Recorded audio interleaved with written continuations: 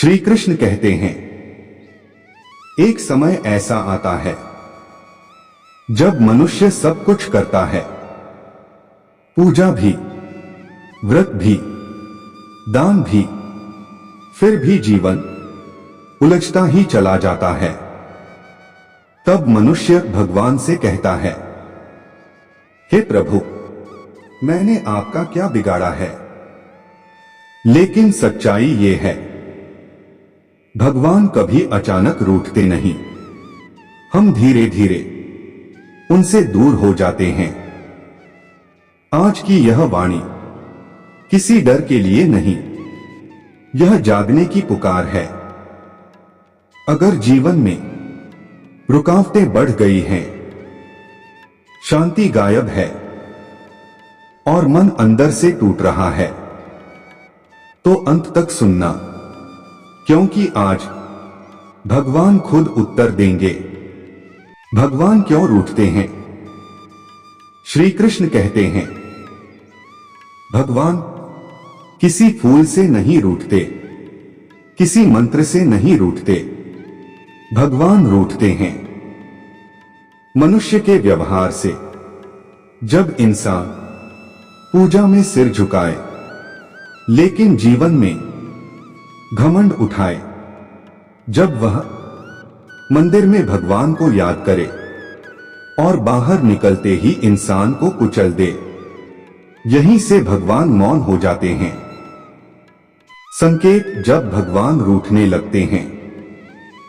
कृष्ण कहते हैं, अगर ये बातें तुम्हारे जीवन में होने लगी हैं, तो समझ लो भगवान तुम्हें संकेत दे रहे हैं। काम बनते बनते बिगड़ना, बिना कारण मन भारी रहना, पूजा में मन न लगना, रिश्तों में कड़वाहट, मेहनत के बाद भी फल न मिलना, ये दंड नहीं है, ये चेतावनी है। भगवान मारते नहीं, पहले समझाते हैं। सबसे बड़ी 5 गलतियां। गलती 1, पूजा और कर्म अलग रखना। कृष्ण कहते हैं, जो व्यक्ति पूजा करता है लेकिन कर्म गलत रखता है, वह दीपक हवा में जलाता है। भगवान कहते हैं, मेरे सामने हाथ जोड़ने से पहले अपने कर्म सुधारो। गलती 2, भगवान को सिर्फ जरूरत में याद करना। जब दुख आता है तो भगवान, जब सुख आता है तो घमंड। कृष्ण कहते हैं, जो मुझे सिर्फ दर्द में याद करता है, वह मुझे नहीं, अपनी मजबूरी को पूछता है। गलती 3, अहंकार के साथ भक्ति। मैं रोज पूजा करता हूं, मैं बड़ा भक्त हूं, यही शब्द भगवान से दूरी बनाते हैं। कृष्ण कहते हैं, अहंकार भक्ति को डोट विष बना देता है। गलती 4, दूसरों को चोट पहुंचाना। तुम किसी का दिल तोड़ो और फिर भगवान से शांति मांगो। कृष्ण कहते हैं, जो मेरे बनाए इंसान को दुख देता है, वह मुझे कभी प्रसन्न नहीं कर सकता। गलती 5, सत्य से भागना। गलती जानते हुए भी उसे न सुधारना। यही वो बिंदु है जहां भगवान चुप हो जाते हैं। समाधान, भगवान को कैसे मनाएं?